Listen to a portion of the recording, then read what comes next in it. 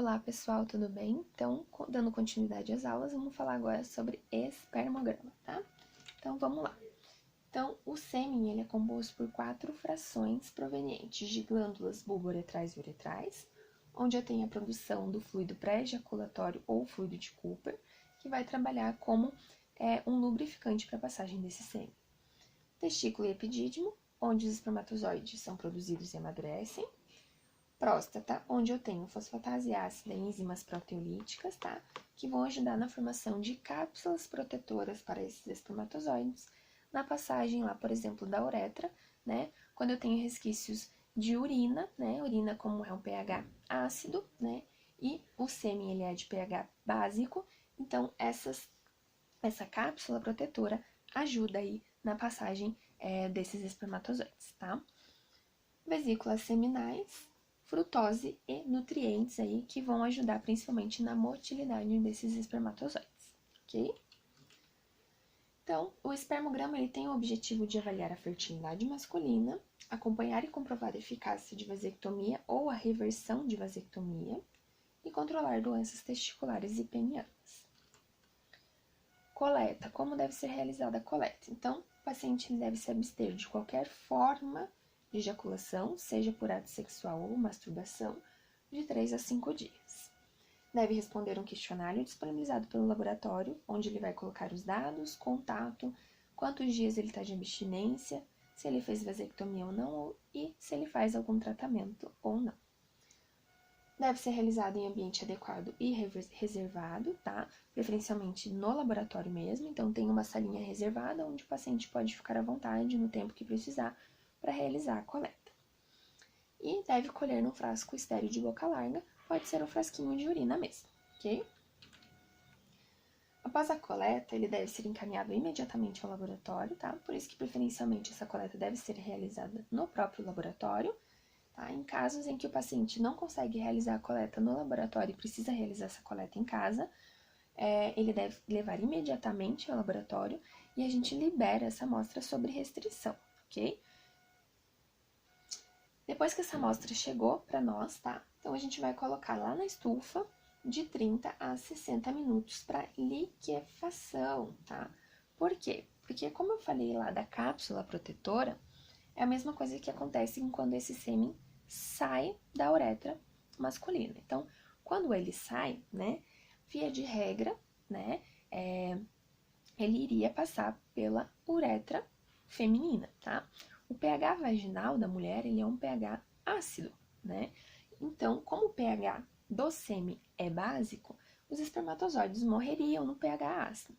Então, para que ele consiga sobreviver a este pH ácido, ele tem a formação dessa cápsula protetora que permite que ele passe por esse pH ácido da vagina para chegar até o óvulo para fecundação, tá? Depois que ele passa pela uretra feminina, né, por esse pH ácido, aí essa cápsula se dissolve, né, se desfaz e os espermatozoides saem livres ao encontro do óvulo, tá? Então, por isso que a gente deixa na estufa, tá?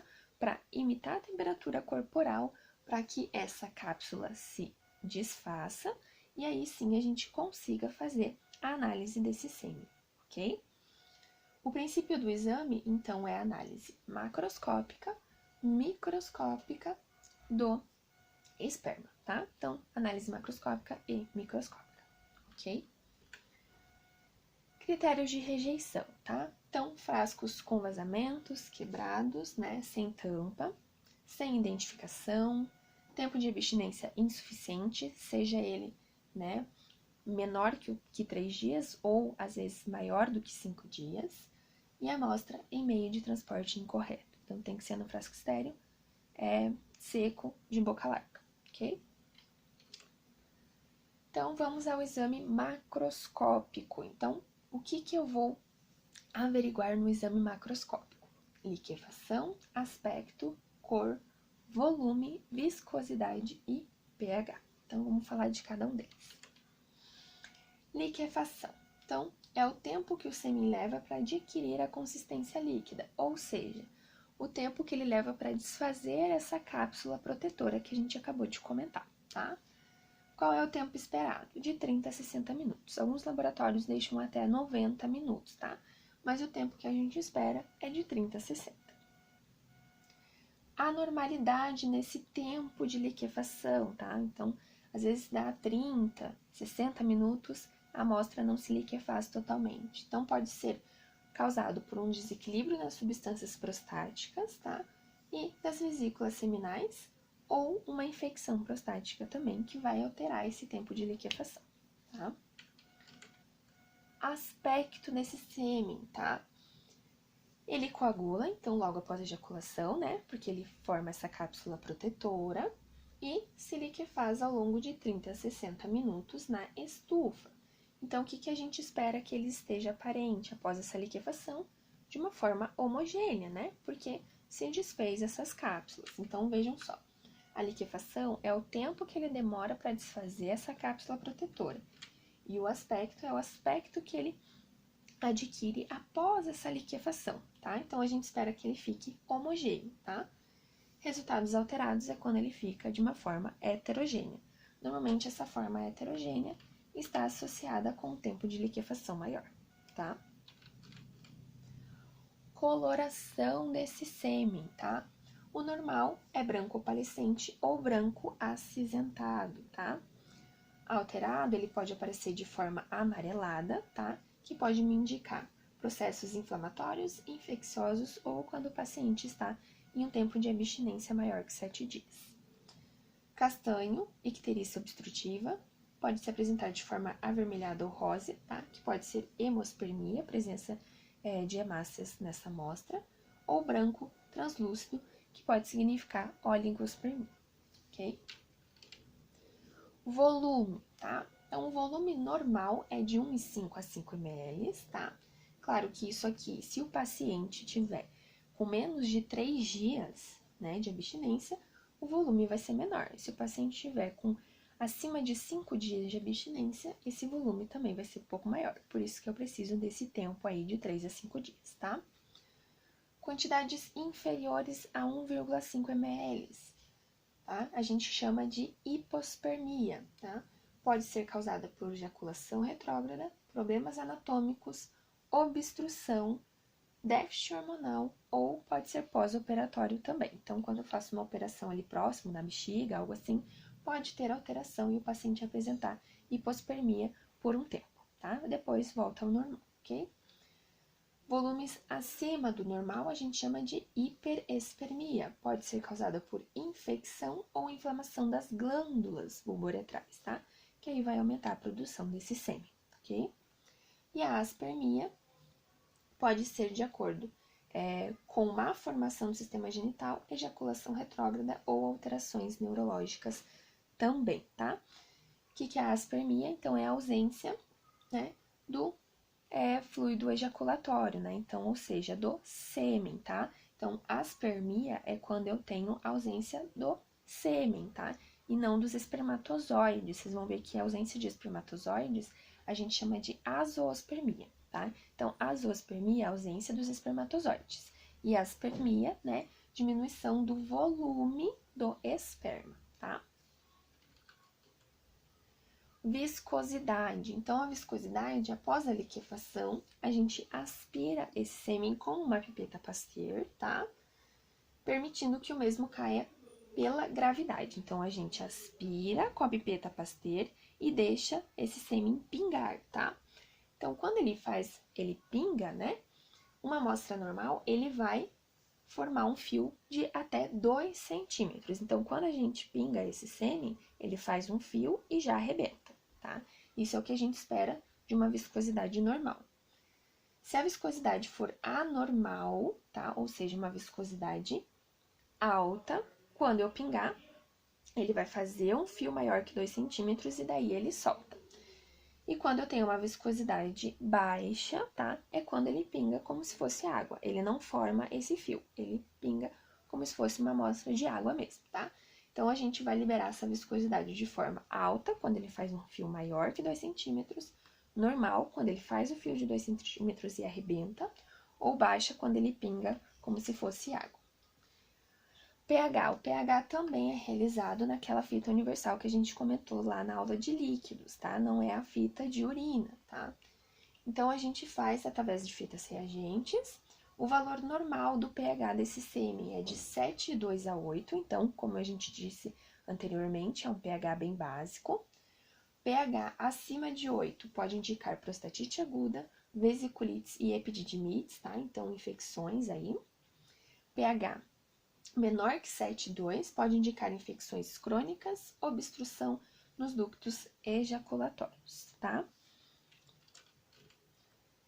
Exame microscópico, tá? Então, vamos lá falar agora como que a gente faz a análise microscópica desse sêmen. Então, a gente vai fazer a contagem total dos espermatozoides, a presença e contagem de leucócitos e hemácias, motilidade, morfologia e vitalidade. Qual que é a ordem nesse processo, tá, pessoal? Vocês vão ver que eu vou falar primeiro da contagem, tá? Mas a ordem é motilidade, morfologia, vitalidade. Aí sim eu vou fazer a contagem dos espermatozoides e dos leucócitos e hemácias, tá? Então, primeiro eu vou ver a motilidade, depois eu vou ver a morfologia, a vitalidade, aí eu vou realizar a contagem dos espermatozoides e de leucócitos e hemácias, tá? Então, vamos falar da contagem primeiro, tá? Mas lembrem que a contagem é um dos últimos que a gente vai realizar, tá? Vamos falar dela porque é a parte mais complexa aí da nossa análise, tá? Então, a gente faz na câmara de Neubauer, ok? A gente precisa utilizar um diluente, tá? Que é com formalina. Por que a gente utiliza esse diluente? Quando a gente tem uma amostra de esperma, os espermatozoides estão todos andando rapidinho ali. Então, eu não consigo fazer a realização da contagem com eles andando. Porque às vezes eu conto um aqui, quando eu vejo ele já tá lá em cima da cama. Então, eu preciso matar esses espermatozoides, para que eles fiquem paradinhos e eu consiga fazer a contagem deles bem certinho, tá? Então, a gente utiliza esse diluente com formalina para matar eles mesmos, tá? Deve ser realizada a contagem dos 25 quadrantes menores e centrais, então é o quadrante do meio da câmara de Neubauer. Vocês vão ver que ele tem 25 quadradinhos, tá? E a gente faz a contagem desses 25 quadradinhos. Conto somente espermatozoides íntegros. Cuidado para não confundir espermatozoides íntegros com alteração de morfologia. Espermatozoides íntegros é aquele que eu tenho cabeça, o corpo e a cauda dele, tá? Isso são espermatozoides íntegros, não confundam com alteração de morfologia, tá? Então, como que eu faço esse meu diluente, tá? Esse meu diluente, ele é composto por NaHCO3, tá? E formalina, tá? O que é o NaHCO3, tá? Então, é o bicarbonato de sódio, tá? NaHCO3, bicarbonato de sódio, tá? Então, eu vou utilizar 50 gramas de bicarbonato e 10 ml de formalina a 35% com 1000 ml de água destilada, tá? Então, eu faço essa junção, ok? E assim eu tenho a formação do meu diluente, ok? Como que eu vou fazer essa diluição? Então, a gente tem aqui uma tabelinha, né, que a gente visualiza ali no microscópio quanto eu tenho mais ou menos de esperma e faço a diluição, tá? Qual é a diluição mais comum que a gente utiliza? 1:20, tá? Então, eu vou colocar 50 microlitros da minha amostra de sêmen e 950 microlitros do diluente, tá? Coloco, deixo uns 2, 3 minutinhos ali, homogenizo e eu pego essa solução, coloco na câmara de Neubauer e faço a realização da contagem dos espermatozoides nos 25 quadrantes centrais da câmara de Neubauer, tá? Como que eu faço, né, a contagem e o cálculo, né, dessa contagem? Então, eu vou contar lá os meus 25 quadrantes, tá? Contei lá 250 espermatozoides, tá? Íntegros, bonitinhos. Vou fazer esses 250 vezes 5, vezes 20, vezes 10.000. A contagem total dessa soma vai ser a minha quantidade de espermatozoides por ml, tá?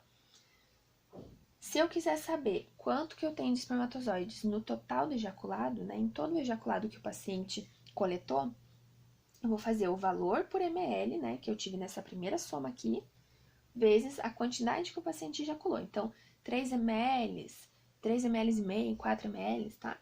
E aí eu multiplico pelo valor do ejaculado, e aí sim eu tenho a contagem total do ejaculado.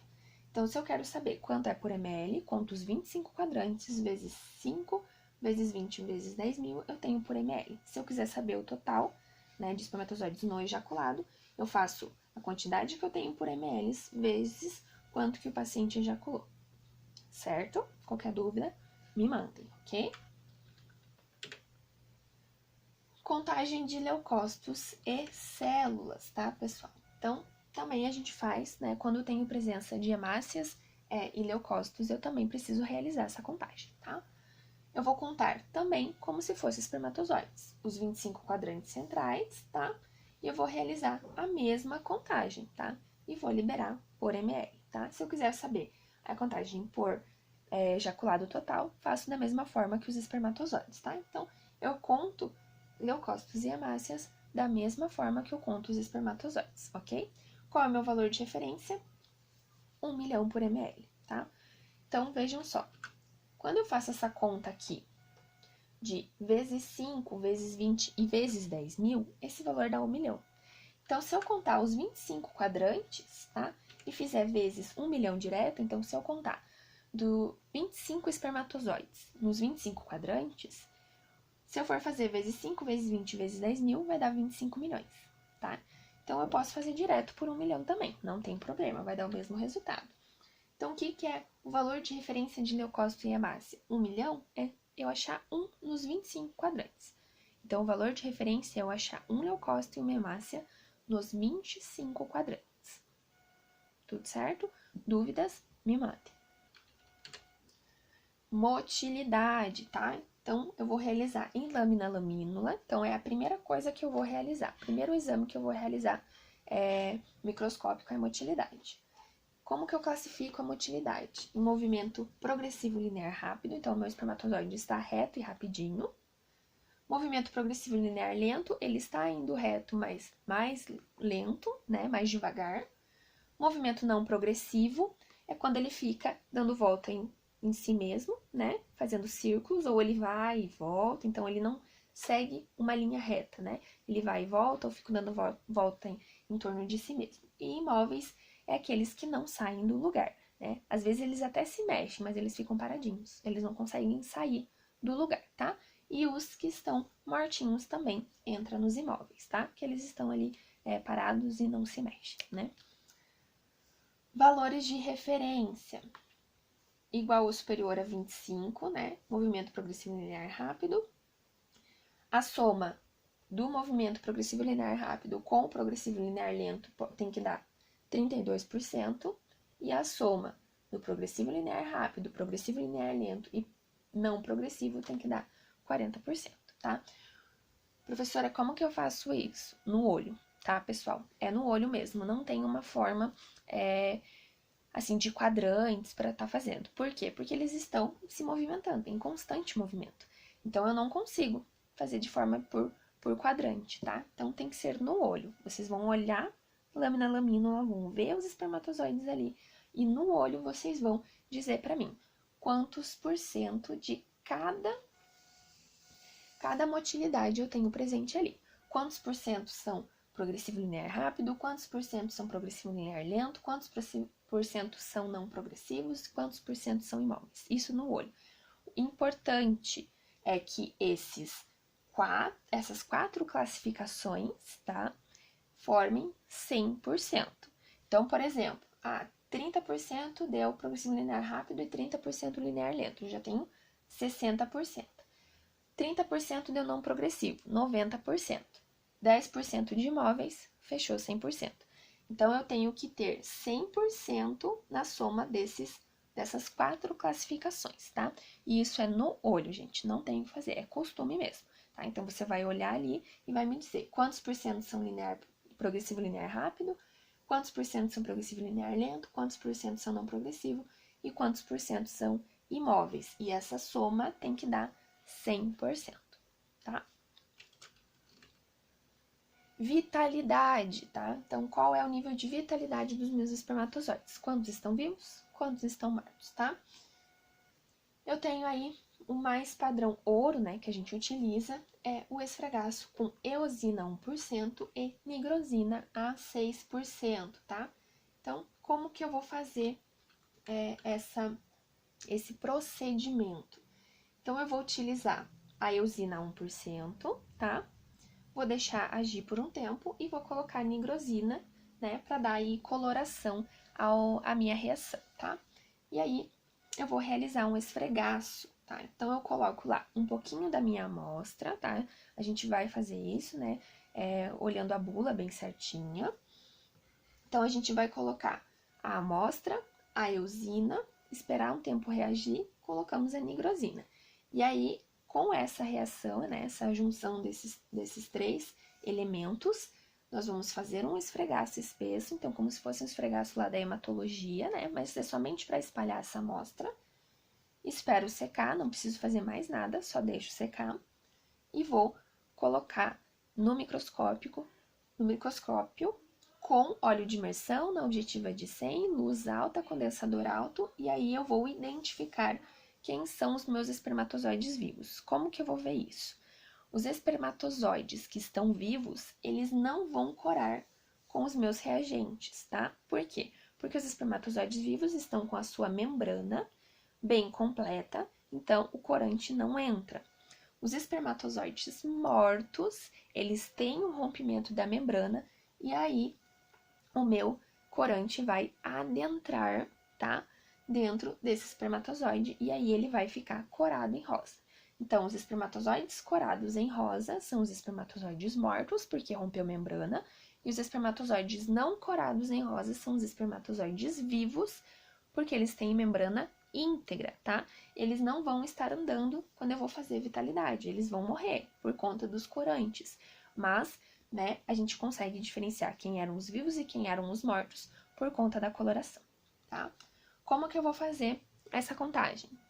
A porcentagem dos espermatozoides vivos vai ser o número de espermatozoides vivos vezes 100, divididos pelo total de espermatozoides. Então, o que a gente faz? A gente conta 200 espermatozoides, tá? Conto 200. Desses 200, quantos estavam vivos, ou seja, sem corar, tá? Dos 200, 50, né, estavam sem corar. Então, 50 estavam vivos. Aí eu vou fazer 50 vezes 100 dividido pelo número total que eu contei, que é 200, tá? Então, vejo 200 espermatozoides e vou colocar quantos estavam vivos, quantos não coraram. 50. 50 vezes 100 divididos pelos 200. Aí eu tenho a minha porcentagem de espermatozoides vivos, ok? Eu também posso fazer, né, a contagem em lâmina-lamínula, tá? Só que isso aqui, se eu tiver uma motilidade alta, né, se eu tiver bastante aí linear rápido, linear lento, eu não consigo fazer dessa forma. Se eu tiver uma amostra em que os espermatozoides estejam com motilidades mais imóveis ou não progressivas, aí eu até consigo fazer, tá? E aí eu faço contagem de 4 campos, né? E vejo quantos estão vivos e quantos estão mortos em cada campo contado, né? Realizo essa soma e aí eu faço regrinha de 3, tá? Então, vejam aqui na nossa tabela. Foi lido 4 campos, então no primeiro campo 20 estavam vivos, 10 mortos. No segundo, 18 vivos e 18 mortos. No terceiro, 28 vivos e 6 mortos. E no quarto campo, 28 vivos, 2 mortos. A soma disso tudo deu 130 no total, tá? Aí eu vou pegar 130, está para 100%, porque foi o total de espermatozoides que eu li, e 94, que é o total de vivos nos 4 campos, para X%. E aí, com a regrinha de 3, eu tenho a quantidade de vivos, tá? Mas isso aqui é quando eu tenho uma motilidade mais baixa, né? Quando eu tenho uma motilidade mais lenta ou progressiva rápida, aí eu utilizo, né, o esfregaço com eosina e nigrosina. Eu vou enviar para vocês a bula, para vocês verem bem certinho como que eu faço a diluição, tá? Então, como que eu faço lá o valor de referência? Espermatozoides não corados, né, no nigrosina e eosina, são os vivos, porque a membrana está íntegra, e os corados são os mortos, porque rompeu membrana. Amostras normais eu tenho que ter acima de 50% de vitalidade, tá? Para ter uma amostra aí normal. Morfologia, tá? Como que eu vou fazer a morfologia? Então, eu vou ver se os meus espermatozoides estão com a morfologia correta, tá? Eles podem possuir variedades morfológicas, tá? Que podem estar ligados à capacidade de fertilização. Por quê? Se o meu espermatozoide não tiver com a morfologia bonitinha, né, ele não consegue chegar primeiro lá no óvulo, né? Se ele tiver com uma morfologia alterada, a motilidade dele vai diminuir, então ele não vai chegar no óvulo, tá? Então vejam só, ele tem o núcleo, a cabeça, a peça intermediária e a cauda, tá? Tá vendo? Então, bem bonitinho. Essa é a forma que ele precisa ter. Contagem de formas normais e anormais, tá? O resultado também vai ser expresso em porcentagem na morfologia. Pode ser realizado junto à análise de vitalidade. Então, quando eu for fazer a vitalidade, eu já consigo ver se eles têm a forma comum, é normal ou anormal também, né? Mas eu também posso fazer coloração por panótico, Margrum ou Papa Nicolau, tá? Fica aí a critério de vocês qual for a melhor forma. Devem ser contados também pelo menos 200 espermatozoides, então eu faço a regrinha lá que a gente conversou. Faz 200, vê as formas normais e as formas anormais, e pode fazer a regrinha de 3 também, tá bom? As anormalidades incluem alteração, então eu posso ter alteração de cabeça, alteração de peça intermediária e alteração de cauda. Então, alteração de cabeça, de peça intermediária e alteração na cauda desse espermatozoide, tá? Então, a cabeça, o formato dela deve ser oval, com um acrossoma bem definido. A peça intermediária ela deve ser delgada, com um comprimento de 1,5 vezes maior do que a cabeça. E a cauda ela deve ser uniforme, mais fina do que a peça intermediária e não deve ser enrolada. Valor de referência, eu tenho que ter pelo menos acima aí de... Eu tenho que ter até 30% de atípicos, tá? Então, até 30% de morfologias atípicas é considerado normal. Acima de 30% já é considerado anormal, tá? Então, eu tenho que ter pelo menos aí 70% de formas normais, ok? Então, quais são as anormalidades de cabeça que eu posso ter? Fusiforme, piriforme, tá? Cabeças arredondadas, tá? Sem acrossoma ou com o acrossoma muito pequeno. Cabeças amorfas, vacuoladas, tá? Então, a cabeça ali possui alguns vacúolos. Macrocefálico, cabeça muito grande. Microcefálico, a cabeça muito pequena. Ou dupla cabeça. Alterações de peça intermediária. Peça dobrada, inserção anômala, peça muito grossa, peça muito fina ou excesso de citoplasma, que faz a barriguinha. Anormalidades de cauda, cauda muito curta, cauda dobrada, cauda enrolada ou cauda bífida ou dupla cauda. Ok? Então, é assim que eu faço a averiguação da morfologia, tá? E eu posso fazer aí da mesma forma que a gente faz a vitalidade, tá? Contando 200, né, espermas e fazendo o cálculo aqui igual a gente fez na vitalidade. Número aqui vai ser o número de espermatozoides normais vezes 100 pelo total, tá? Azoospermia. O que é azoospermia? Ausência total de espermatozoides no sêmen. A ausência é total, eu não encontro nenhum espermatozoide nessa amostra. Quais são as causas que podem acontecer, né? Causas de infertilidade, então o paciente ele não produz espermatozoide. Não obstrutiva, né? Então, quando ele não tem essa produção. Ou obstrutiva, que é o bloqueio aí do sistema de transporte, que um exemplo muito comum é a vasectomia, tá? A ausência de espermatozoide já é detectada nos primeiros passos da análise microscópica. Então, quando eu vou fazer lá a vitalidade, ou né, o primeiro passo lá, que é a motilidade, eu já consigo ver que não tem nenhum espermatozoide na amostra. Então, quando eu coloco na lamínula, eu procuro espermatozoide e eu não acho, tá? Quando acontece isso, eu já consigo identificar que provavelmente esse paciente é azoospermico, mas eu preciso comprovar isso. Então, como que eu faço essa comprovação? Eu vou centrifugar essa amostra a 2.000 RPM por 10 minutos e eu vou analisar o sedimento. Então, coloco essa amostra para centrifugar, pego o sedimento dessa amostra, lamínula, e vou varrer toda essa lâmina atrás de pelo menos um espermatozoide. Se eu não encontrar nenhum espermatozoide, aí sim eu posso afirmar que esse paciente é azoospermico, tá?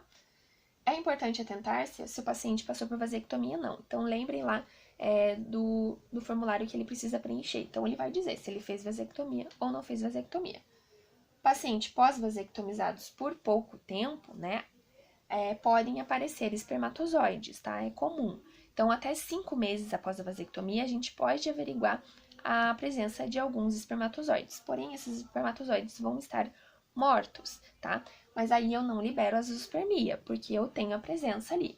Eu vou fazer a identificação certinha, vou fazer a contagem, né? Vou fazer a vitalidade, vou fazer também a morfologia. Só que daí lá, no caso, quando eu tenho a presença de espermatozoides, só que esses espermatozoides estão mortos, né? Eu vou fazer a contagem na câmara de Neubauer, tá? Bonitinha, faço toda a diluição, tudo certinho, tá? Só que daí eu vou aqui, na motilidade, por exemplo, eu vou liberar 100% de imóveis e 0% nos demais. Aqui, na vitalidade, 0% de espermatozoides vivos. E a morfologia, né, aí depende do médico. Às vezes o médico quer a morfologia, às vezes não. Mas a morfologia não tem motivo pra gente estar liberando, né, porque estão todos mortos. Então, a morfologia não vai ter aí um significado clínico. Então, a gente libera a contagem, libera motilidade em 100% imóveis e libera vitalidade em 0% vivos, tá? Mas porque eu encontrei espermatozoide nessa amostra. Então, a gente precisa fazer essas averiguações, tá? Então, paciente pós-vasectomizado há pouco tempo é comum aparecer. O que não pode aparecer é espermatozoide vivo. Se aparecer espermatozoide vivo, aí provavelmente essa vasectomia aí não deu certo, ou às vezes foi cortado só um canal, e aí o médico vai averiguar a melhor forma, tá? Paciente vasectomizado há mais tempo, a gente não encontra nada. Então, se o paciente é vasectomizado, né, não encontramos nada, ok. Se o paciente não é vasectomizado, então esse paciente ele tem aí um problema de infertilidade. Aí provavelmente ou ele já está em tratamento ou o médico vai iniciar um tratamento com ele, tá? Em condições, esta condição deve ser liberada então no laudo. Então, condição que eu não encontro nenhum espermatozoide na amostra, centrifuguei, peguei o sedimento, li novamente em lamínula, ainda não achei nenhum espermatozoide, aí sim eu vou liberar essa amostra com a observação, obrigatória essa observação, tá, gente? A zoospermia no material clínico após centrifugação do ejaculado total, tá? Ou seja, ele tem a zoospermia e a gente confirmou isso após a centrifugação, ok? Aqui a gente tem alguns anexos, né, para vocês verem em coloração panótica, né, os espermatozoides normais e aqui espermatozoides anormais, com cabeça muito grande, o acrosoma não definido, tá? Para vocês darem uma olhadinha. Aqui também, tá? E aqui eu tenho o nome das alterações, tá, para vocês. Então, lembra que eu falei lá para vocês de oligospermia? Então, a oligospermia, ela é a diminuição global de espermatozoides, tá? Que são em casos anormais. E aqui a gente tem aspermia, zoospermia, necrospermia, todas essas características, ok? O que a gente libera no laudo normalmente é a azoospermia, tá? Na observação. No restante, o médico ele vai identificar ali de acordo com a liberação do nosso laudo. Certo, pessoal? Dúvidas? Me mandem também, tá? Porque essa parte é um pouquinho mais complicada também. Até mais!